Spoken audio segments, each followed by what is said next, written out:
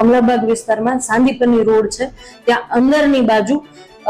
IMFL ની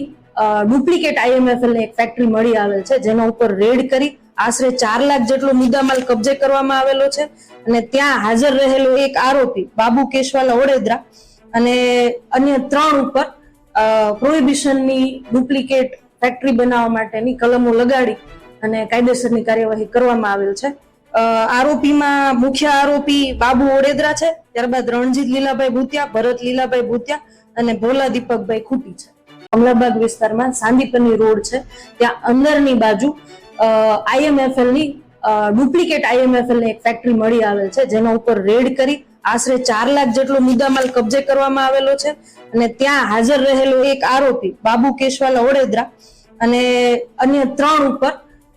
પ્રોહિબિશનની duplicate factory બનાવવા માટેની કલમો લગાડી અને કાયદેસરની કાર્યવાહી કરવામાં આવેલ છે।